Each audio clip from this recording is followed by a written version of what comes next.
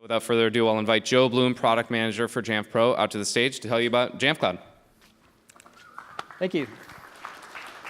Hi, everybody.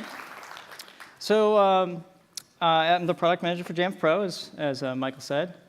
And for today, really what I want to get out of this is a learning objective. I like to have a takeaway so that you have something actionable. And I'm assuming, although I'll do a show of hands, I'm assuming that most of you are here because you are either newly going to the cloud or you're on-premise and you're curious to go to the cloud. So if I could get a show of hands, how many of you are in the Jamf cloud today already? OK, and how many of you are on-premise? OK, the majority. Those of you who are on-premise, how many of you are considering within the next 6 months going to the cloud? Okay, looks like maybe about half or so, and then within a year going to the cloud. OK. Very good. So that's kind of what I assumed. I assumed that you're here because you want to know if you should go to the cloud or not. So I'll talk just a little bit about what we mean by cloud when we talk about cloud at Jamf. I'll also just go through some of the reasons why you'd probably want to go to cloud hosting. And then I'll talk about some features. So this is a product session. I'll talk about some of the features related to cloud. And then we'll get into the Q&A. So the learning objective for today, should you go to the cloud? Well, we have about 700 customers in the cloud, roughly speaking. I might get that number wrong. And we're seeing more and more going to the cloud. That's largely because of what we've been doing with the product to facilitate cloud adoption. We recognize that, and this is my take as well, that security is the foundation for innovation. So cloud is really not anything new. It's been around for a long time. But it was innovative, and it is still something that makes a lot of business sense when you're ready to do it. You have to have the right security in place to adopt those kinds of technologies. So a lot of what I'll be showing you is some of the security that we've put into place to make the cloud something that you are more willing to or able to adopt.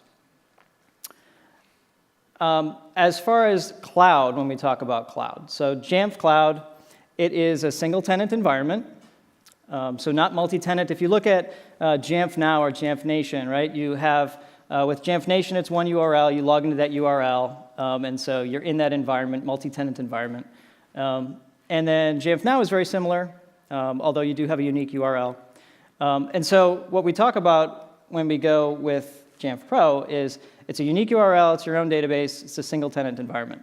We do host that on Amazon Web Services. So if you are looking to go to the cloud and you want to go to the cloud with us, know that what we're really doing is we're taking your existing environment and we're putting that into Amazon Web Services and managing that. And so that is our Amazon Web Services instance. Now, you might be looking to go to your own cloud. So maybe you have your own cloud environment. You don't want to continue to do what you're doing on-premise. You want to go to the cloud. You don't necessarily want us to manage it. You want to manage it yourselves. That's another scenario you might be looking at doing. And so reach out to us at Jamf if you have a migration you want to do. Talk to your Jamf team, and we can work through that and go over some of the best practices. So why go to cloud hosting? I'm gonna hope that as I talk through this, this is something that resonates with you, at least one of these different cases. So I think I want to start just by saying, why would you not go to the cloud?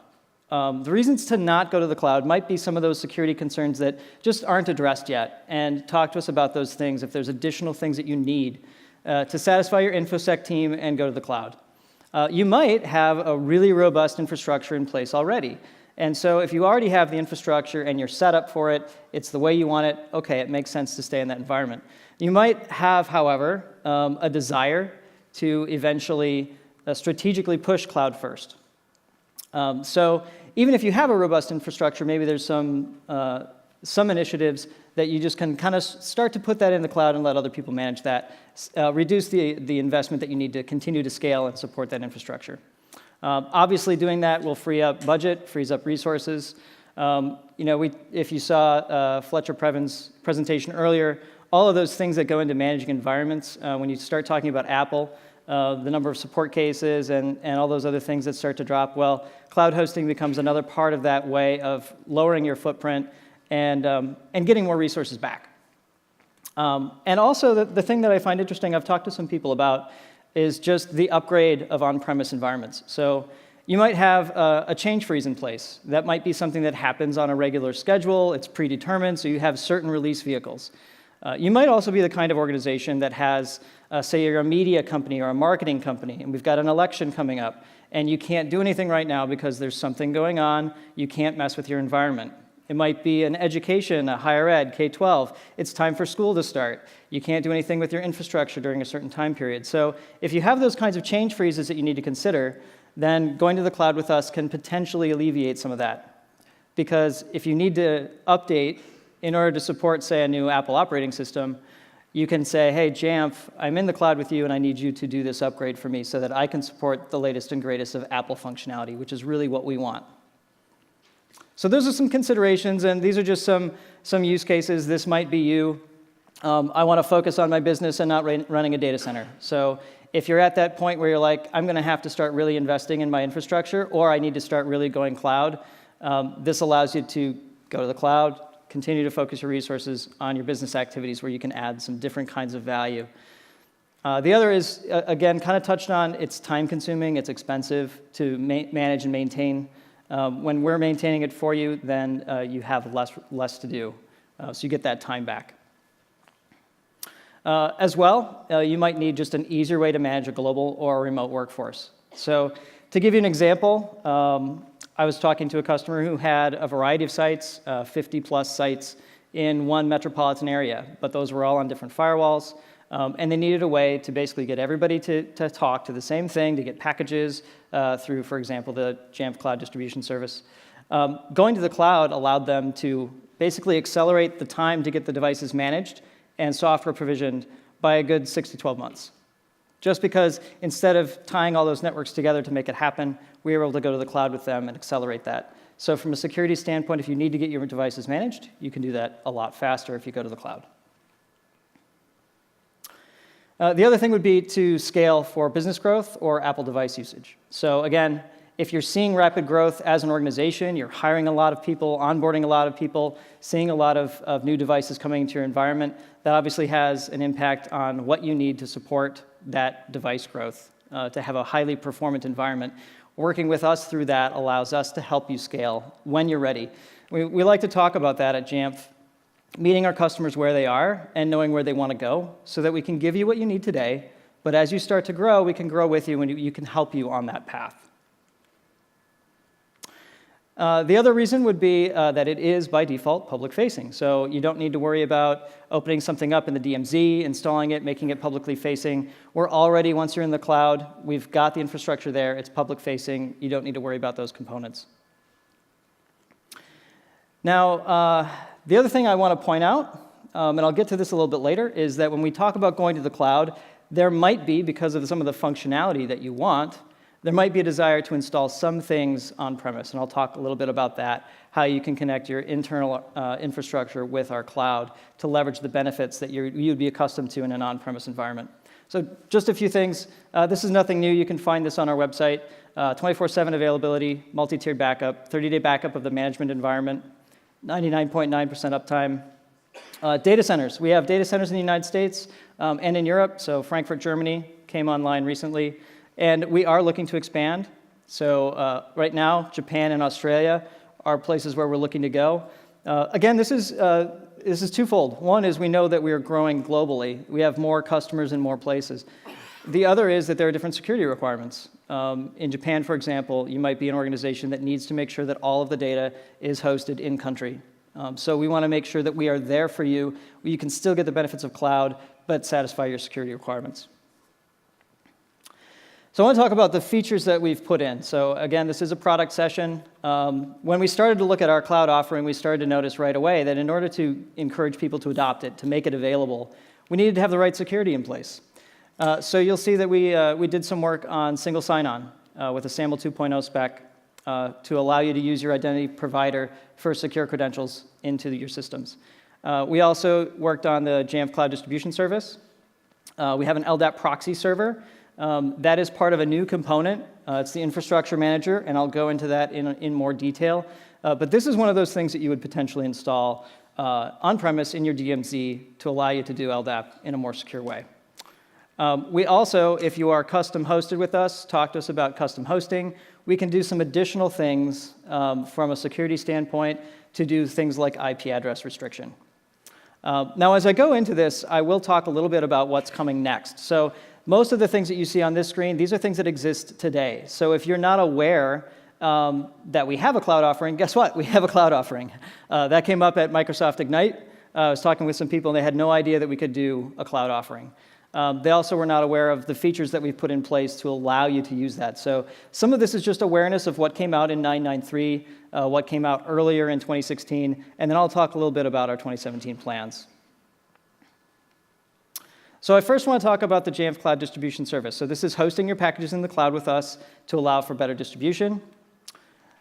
Fairly straightforward here. So in our global settings, you will be able to find your cloud distribution point, and it's down here. So cloud distribution point is in your computer management server infrastructure. And we have a variety of options. So this is the setup screen. You click on Edit to set this up. And we have a variety of options. Jamf Cloud is when you host your packages in the cloud with us. So that's the Jamf Cloud. We will be iterating on that over time. We want that to be the preferred method. We do have some other options available. We have Rackspace, we have Amazon Web Services, and Akamai. Those would be if you already have the cloud infrastructure for that and you want to configure it with us, you can do that here. So what's coming with the Jamf Cloud Distribution Service? Today, it's really only available if you're a cloud-hosted customer. If you're with us, your subscription, your cloud, you get the JCDS. We are looking at implementing that so that if you are on-premise and you just want to leverage some of the benefits of cloud in a certain way, you can use the JCDS in your on-premise installation. So bear that in mind, and that will be something that we look at doing. It's post-Jamf Pro 10, but we're looking at making the JCDS available for on-premise. I also want to talk about single sign-on. How many people have implemented single sign-on or have looked at it, are aware of it? We've got a few people, say maybe 5–10% of the room. We did implement single sign-on. You can use any provider that is SAML 2.0, and the settings are here in your system settings, right up there at the top. We have the single sign-on configuration. Now I'm going to show you the screens mostly in Jamf Pro. And this particular screenshot, these were all done using Casper Suite 9.9.6, so it'll look familiar to you today. And again, this was released in 9.9.3, so this has been available for a little while here. But in the single sign-on screen, you will get to basically dictate what you want to use single sign-on for. And then you do the integration with your identity provider. Now, when I set it up myself, I was using Okta. I went into the Okta portal. I created a Jamf Pro app. I did all the configuration that was needed there, and then you can use either a metadata file or a metadata URL, and then it allows you to tie the two together and turn on your single sign-on. So more specifically, these are the things you can use single sign-on for today. One, I'm going to put $1 in the jar and say the JSS, because this is the Casper Suite 9.9.6 that I'm showing. You can use it for the Jamf Pro login screen. So every time you log in, it routes it into your single sign-on provider, you use your single sign-on credential, and you're in.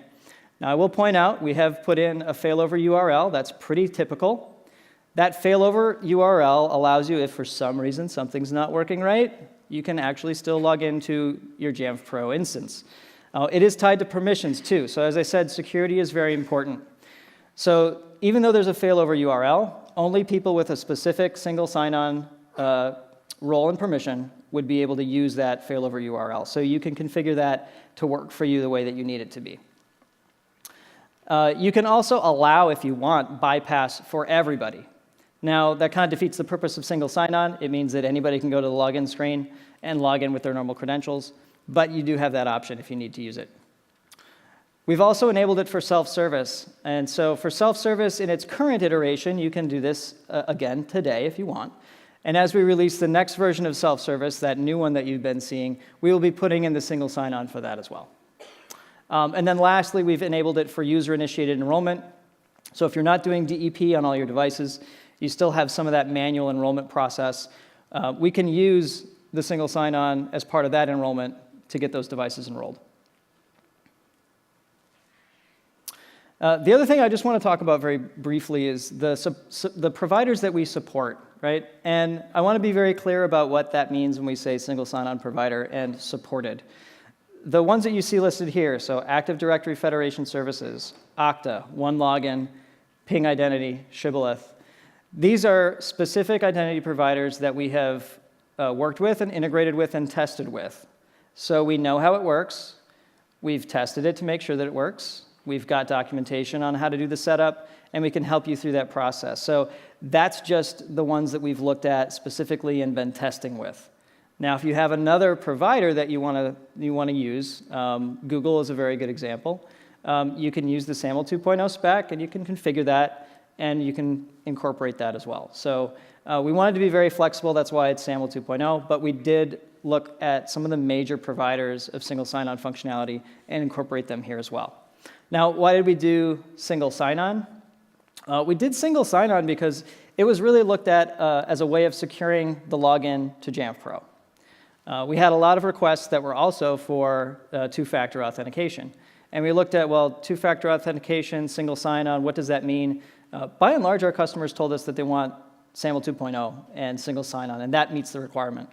So if that is not enough for you, if you want a separate kind of two-factor, if you want the voice call or the SMS text message or a Google Authenticator, one of those authenticator types of two-factor authentications, let us know. Go out to Jamf Nation, look at those requests, and keep the conversation going because we know that security is at the forefront of making sure that you can succeed with us. And what's coming with single sign-on? So we're looking at the things that you can and cannot do with single sign-on today. And I'll give you a few very good examples that hopefully will be things that you would normally ask me about anyway. So what do you use single sign-on for? You use it for a secure credential to get into a system, right? So it's logical access control. But we know that you're using other directory services, typically LDAP, which I'll talk about next, to do things like scope to groups, understand who your users are, pull in additional user information. And I've talked to a number of customers who don't want to use directory services anymore. They just want to use their identity provider. They just want to use Google. They want to get rid of Active Directory. They just want to use an Okta or one of those services. We know that that's something that is on the move and on the trend. And so we're looking at what that would mean for us. And is there a way that we would do that that would satisfy your requirements for getting that functionality, but also continue to be secure for you? To be totally frank about infrastructure, when we look at LDAP, LDAP is very chatty. We're doing a lot of checks with LDAP. Now, if we do something with a single sign-on provider, an identity provider, we want to look at how we can do that to not necessarily be as chatty as we would with an LDAP. So we're looking at different options for that. Just to be transparent, there's nothing on the release schedule to say, OK, you can rip out your directory service and just go with what you've got. But we are looking at those things. We know that that's a trend. The other thing that was important is what I was talking about with LDAP. And we've introduced a new component, Infrastructure Manager. Has anyone looked at the Infrastructure Manager? Is anybody aware of what that is? You'd see it in Jamf Nation under your assets. So if you go to Jamf Nation, you'll find that, and I'll show you a screenshot of that. The Infrastructure Manager is a component that gets installed, and you can install it wherever you'd like. But it's basically a container. And then as we move forward, we'll be putting different things in that container. And the first one that we put in there was the LDAP proxy server. So why'd we do this? Again, if you're going to the cloud and you want to connect to your LDAP, you don't want to plug a hole and expose your LDAP to public traffic, right? So we know that that's a real thing. And the LDAP proxy server gave us a way of allowing you to continue to leverage LDAP. So LDAP gets you the use of the directory service information in the inventory records. You can add your users and your groups from that directory service. It ties into self-service logins. It ties into enrollments where you collect those credentials. And it also lets you, again, the biggest thing probably is just the scoping, right? All the smart groups that are based on LDAP. These are things that would not be available because it's not secure enough unless you have something to handle the traffic. So we introduced the LDAP proxy server.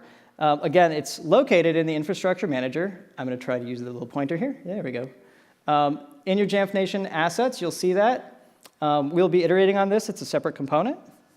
There's various installers out there, but basically, in the sense of an LDAP proxy server, you're probably going to install this in your DMZ. So I'm going to show you basically where this would reside. Now, up here in your settings, you see the Infrastructure Manager.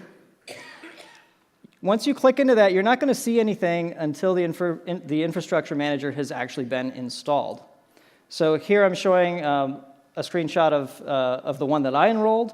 And what happens is you download the file, you do a command line install, follow those prompts through, and then the infrastructure manager immediately enrolls itself in your Jamf Pro instance. Once it's enrolled, it's going to check in. I have mine checking in every 30 seconds. And now that I've got this, I can verify, yep, my infrastructure manager enrolled itself. It's talking successfully with my cloud instance, and now I can start using it. And guess what? By default, it's got the LDAP proxy server in there. So then you go and you set up your LDAP. So I've got my LDAP servers up here in System Settings, and I've got my Active Directory demo instance here set up. And it's very easy to now convert this over to use your proxy server. So I go in and I edit, and you'll see here I've got my Enable LDAP proxy server. Now, I get to pick my LDAP proxy server. Should I happen to have more than one infrastructure manager running, you can install multiple infrastructure managers, then I can pick my proxy server that I want to use, do the proxy binding, address and port number, save that, and I'm good to go. Now, what happens from an architecture standpoint? I'm not going to get into a whole lot of detail, but essentially, you've got your internal network with your LDAP. You've got a secure connection to the LDAP proxy server sitting in your DMZ. We do a certificate exchange with the cloud, and those two services talk to one another. That's how we secure your ability to use your LDAP and through that proxy in your DMZ. So if you're going to the cloud with us, the one thing that you'd want to put somewhere is this infrastructure manager with your LDAP proxy server. So what's coming next with those kinds of functionalities? Well, I kind of alluded to the trend of people maybe moving eventually away from Active Directory services. How soon that's going to happen, don't know. I do know that some people are looking to do it very soon. Infrastructure Manager, as it sits today, actually has a new version coming out. It's specific to the healthcare industry, and it's specifically not to be put in a DMZ. That Infrastructure Manager has a connection in it that connects to electronic medical record systems. That's to facilitate an internal connection between that health record system and our infrastructure manager instance running this connection, and then securely make APIs calls out to us in the cloud. So it's another way that you can, again, leverage the cloud, but still have some things that are either in your DMZ or in your internal network and connect those components. We expect to add additional things into the infrastructure manager, and based on what you need, our long-term play, and I say long-term play, is to have the infrastructure manager be something that is so smart that you tell it what it needs, and then it goes and gets new updates of that thing when you need it.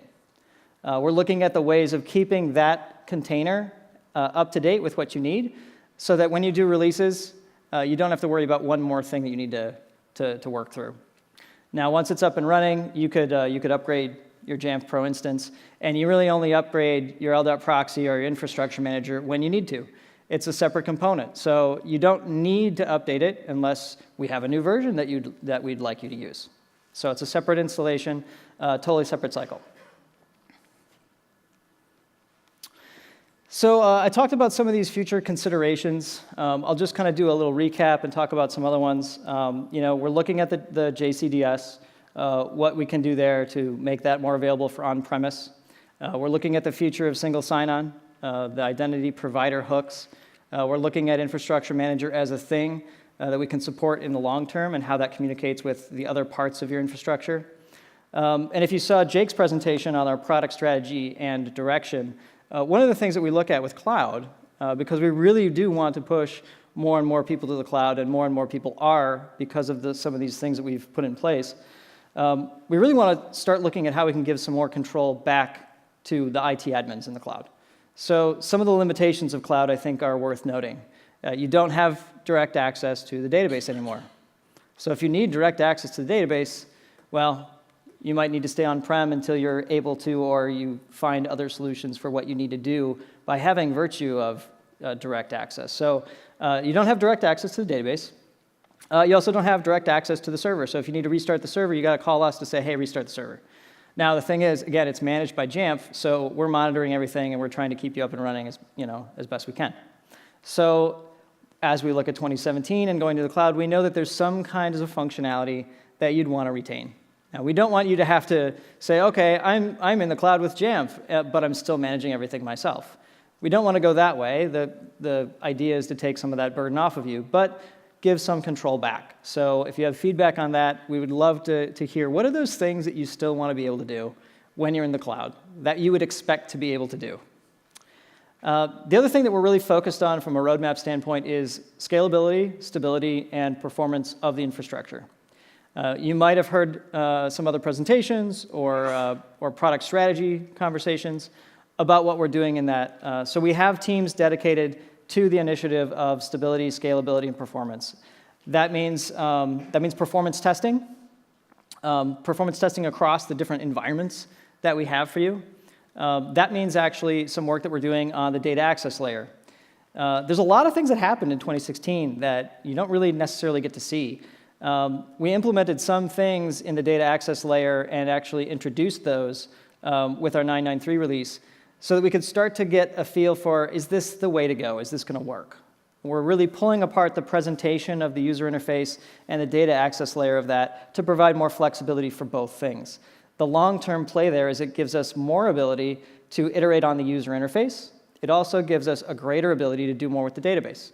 So you might want to, on-premise, for example, eventually go away from MySQL, open it up to other database schemas, do different things with the database.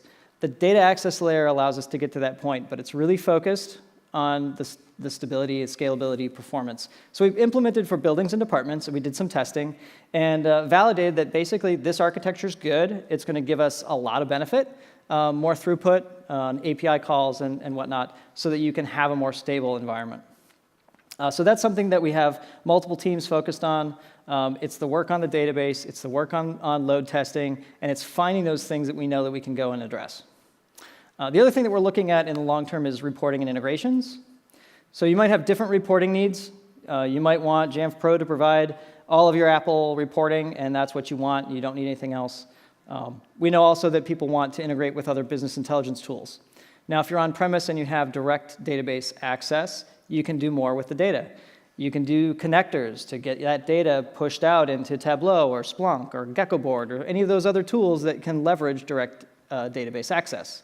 When you're in the cloud, we know you're still going to want to leverage that kind of technology for your business intelligence. So what we are looking at is how do we make that data available so that you can leverage those same kinds of things even though you don't have direct database access.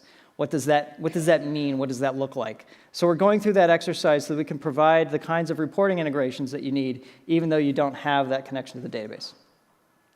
We're also doing things with caching that go towards the stability and performance of the system.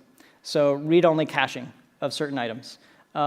We've talked a little bit about the user interface, but one of the things that Dean touched on earlier is that we're looking at refreshes in the system. So when you go to a page, you don't have to refresh it every time. Little thing, but it contributes. And we're looking at all those things to maximize what you get from a performance standpoint of the tool. So my recap before we open up the Q&A is, should I go to the cloud? Well, based on what you've heard me say today, I think look at the things that we've done so far, and if those are things that warrant you taking a deeper look, have that conversation with us. Is single sign-on going to get you what you need? Is the LDAP proxy going to get you what you need? Take a look at that, and hopefully that gives you a next step, and informs your timeline as you look at your 2017 planning as well. What I would say, in addition to that, is just if you think, okay, yeah, I'm ready to have a deeper conversation, then talk to your Jamf account team. We can offer an engagement with you to do a migration. I've heard about this multiple times just in the last 2 weeks. I heard about this when I was out at Microsoft Ignite with people coming over and saying, hey, we actually just migrated with you to the cloud. So I talked to them about why they did it. Did it make sense? Was it timely? What was the impact? Well, it's actually fairly seamless. And I don't want to oversimplify. There is work to do the migration. But once you're migrated, then you're in the cloud and you're good to go. So talk to your Jamf team. We can get involved in that kind of engagement and help you get to the cloud. Some of those reasons are exactly what I talked about earlier. It's the single sign-on functionality. And as soon as that was there, we saw a big uptick in people saying, OK, I'm ready. I want to migrate over. Big change, big transformation. And then the other thing that I mentioned, the IT change freeze, that's driving additional people to say, yep, OK, now that I know that you have a cloud offering and I can understand it better, I can start to have that conversation. Let's get there together. So with that, I'll open it up to questions. Thank you very much. Thanks, Joe. Thanks for all the questions. I've got a bunch of them here, so we'll start right down the list. What are some of the reasons that Jamf chose Amazon as the cloud hosting service instead of hosting internally? No, very good question. So, a lot of that comes down to cost considerations, ease of deployment. In past lives, I've worked for companies that spun up data centers, and I know it's a lot of investment, right? So you've got to find a space, you've got to get everything set up. Really, Amazon Web Services is, at least for the time being, it's a place to go that gives us a platform that is well understood as well. It's not only well understood, but they have some of that kind of default activity that you need to manage your environment already in place. So it's a good fit from that standpoint. Now, to be totally fair, that doesn't mean that it is the long-term place forever. As a business, you have to leverage where it makes sense to host your data, who you want to use, whether you want to build up your own database. So it's a cost consideration, it's a feature function consideration. Amazon was just what made sense at the time. You may or may not have familiarity here, but does the Jamf Cloud allow for third-party tools such as Pixar's D3? I think I would need to know a little bit more about what the D3 is doing. I know it's a patch management tool, and I believe it's very command line. I'm assuming it's leveraging largely the API. So the real question there is, what would the cloud work with? If you have an API integration, it'll work with that. If it requires on-premise direct database access, some of those kinds of things, then you'd have to take another look at what would be involved in that. That's a good question, though. Cool. You're going to find that tweet and follow up with the person, probably. I like it. How about in terms of the capabilities you're talking, where we want to take Jamf Cloud? Do we have dedicated developers or product owners? Are we fighting for time to build out these things? How are those resources allocated, the priorities stacked? Very good question. So I'll talk a little bit about prioritization and engineering. I will ask, how many people saw in the keynote where we showed the curve, I guess from your perspective, it'd be like this, of the engineering team growth? Did everybody see that? So that facilitates a lot of things. First and foremost, we help organizations succeed with Apple. So we have dedicated teams that are always jumping on what we're doing with Apple. That's where we want to go. We want to go very deep with that. But after that, we start prioritizing other things. That includes tech debt. It includes architectural change. We have a team focused specifically on cloud. That team continues to grow. We have multiple delivery teams that are working on these features. So the features that I mentioned, the infrastructure manager, the single sign-on, the LDAP proxy, there's various teams that work on those components, and those all fit in the cloud strategy. It's not one team delivering cloud. We do have a team focused on cloud. We have obviously the management team that does the cloud side of things. But we also have a variety of engineering teams that are all contributing to the cloud. So we look at those different feature sets, and they fall into that priority, and we address those relative to everything else we're working on until Apple says, do this. So with regard to encryption keys, there's a couple questions about file vault keys, encryption keys in Jamf Cloud. Either what's the security of those, or is there an option for those to be stored on-prem if I'm using the cloud, handling some of that? Yeah, that's a good question. And actually, that came up in a conversation I had earlier. So around the database, right? So you don't have access to the database anymore. So again, if that's something that requires that we do something different for you, that's the kind of feature request, that's the kind of enhancement that we would be looking to make. But essentially, if you think about just the comparison between cloud and on-premise, the cloud environment functions essentially the way that your on-premise environment works. So those keys, those encryption keys and everything, those would be in your database in the cloud. So again, what we give back to you, those things that we want to look at giving back to you so you have control over those and so you can limit access to those, that's a very good example of something that we'll be looking at. Can you speak to any of the data storage or bandwidth restrictions or tariffs that are imposed by using Jamf Cloud? Sure. So, I think the biggest concern would be looking at performance of what you want to do with it, right? So if you want to put a really large package up in the JCDS, you can put a large package up in the JCDS. Now, it depends on performance of trying to stream that, download that. There might be certain things you want to deploy very differently, right? So you might want to have different distribution points for different types of things. You might not want to put everything in your JCDS. There's some considerations to think about there, but if you have specific, bandwidth needs or storage needs or something like that, again, talk to your Jamf team, and we'll take a look at what we can do for you to optimize your environment. With regard to global organizations, does Jamf Cloud provide multiple regional localized distribution points? Very good question. I think largely that ties kind of into our global strategy of what I was talking about with the data center expansion.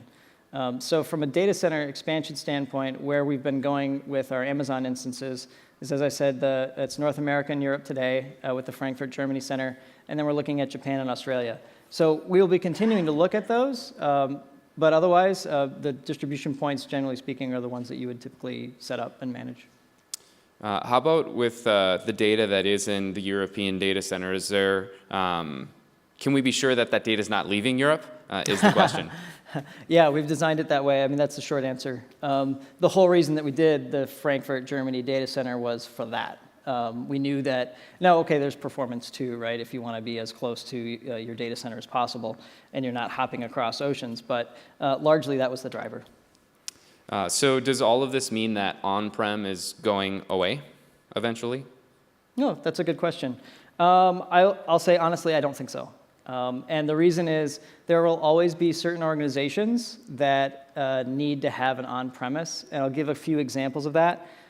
It doesn't mean that that's going to be the rule, 20 years from now, but at least for the time being, if you're a federal government organization, totally different security spec, right? So we'll get into this in the security presentation too, but those who are familiar with FedRAMP, it is a very, very stringent and long-term, it can take a couple years to go through a FedRAMP process to get your software ready for that kind of secure cloud deployment. Totally different kind of standard, totally different kinds of restrictions. Some wouldn't apply to other industries. That kind of environment, they tend to use this very heavily on-premise. They can stick it in a very, very secure environment and have assurance that it meets their needs because that's what they do. For those types of deployments, I don't see those moving anytime soon. There is, of course, with FedRAMP, a direction, and there's a digital government strategy to go more to the cloud. So the federal government is typically looking cloud first if they can. But also there's that reality of all of the existing infrastructure in the DoD network where they can basically take advantage of that and have it locked down and secure. There's other kinds of institutions that might as well. They'd be probably the highly regulated ones. I'm thinking about healthcare, where you have to worry about HIPAA. I'm thinking also about financial institutions, where again, you probably have a really robust infrastructure already and it meets your security requirements. I expect that to be a reality. With this topic about large package distribution, is it possible today to limit large packages based on like available bandwidth for performance considerations or any suggestions? I don't know. I think we would have to talk to a technical account manager to see what we could do there. Does Jamf Cloud work with the IBM style zero-touch deployment workflow that we saw Fletcher share? Yeah, you could do that. So there's a few things that you see in the IBM model that don't exist in the product as a default. Some of that is like when you do the DEP enrollment, then you get this screen that pops up and it takes them through some things. It shows them what's going on. But that's just an additional step on top of DEP. So if you're doing DEP enrollment, there's no reason that you can't go to the cloud and have that zero-touch experience. That's the way that we do it at Jamf with a zero-touch deployment. And there's a number of other people in the cloud who are doing the same kind of thing. So someone comments that the last they checked, Jamf Cloud was cost prohibitive to their organization as compared to on-prem. Any plans to lower cost of entry or any comment about those price differences? Yeah, it's a good point. One of the things we're trying to do is change the way that people think about licensing. What is a perpetual license? What is a subscription license? What is cloud? What is on-prem? You could get a subscription with Jamf and you could be on-prem. It's just a different licensing model. So if you run into those kinds of cost considerations, have that discussion with us. The pricing that we have in place is the pricing that we have in place today. But we need to know your feedback on where that goes and how that allows you to scale with us in the future. So if you have those kinds of pricing concerns, bring them to your account manager, your TAM, and we can talk through those. And then a couple questions kind of asking for elaboration on the JDS and local caching options in addition to using the cloud, on-premise distribution points while still leveraging the cloud, and just those two together. Yep. So I'll talk maybe a little bit about our future strategy with the JCDS. What we want the JCDS to be is that kind of the option of choice. And in order for that to be the option of choice, we know that we need to look at the local file sync. So we've been talking, for example, about how to have different distribution points that are syncing to a master, and have that master, for example, be the JCDS to allow you to do some syncs of local files. So those are things that we've been talking about. If you have a specific environment and you're like, okay, well, what if I did this?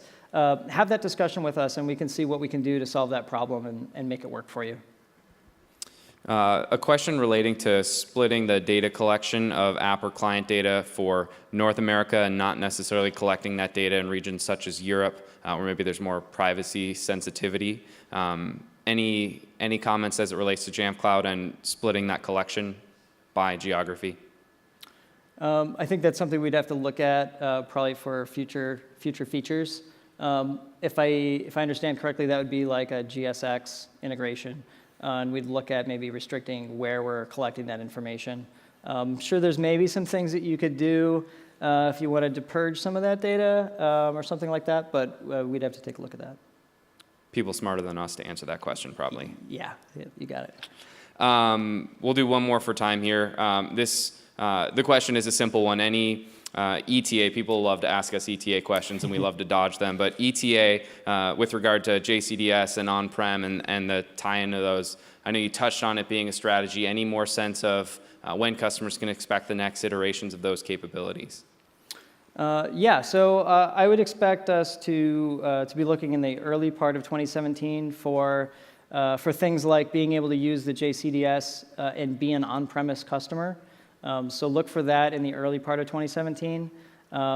It would be probably a post-Jamf Pro 10 release. We're to be looking to do that. And then we'll be continuing to iterate on our cloud offering throughout the year. So I can't really speak to the things that would be coming out after that, but that would be one of the sooner release vehicles we'd have is making the JCDS available for on-premise customers. And that'd be early 2017. We're talking Q1, Q2 timeframe. The other thing I'll add to that is, for those of you that were not able to participate with our product strategy session, Jake, our Director of Product Management, who owns the roadmap, is doing a repeat session tomorrow, same time as this session, 2:45 here. So if you're curious about the future of Jamf in the cloud, there's a lot of content that was covered in that session that'll reiterate some of these priorities and the teams that are working on that. So more information there as well. Round of applause for Joe Bloom. Thank you all for coming. Enjoy the rest of your day.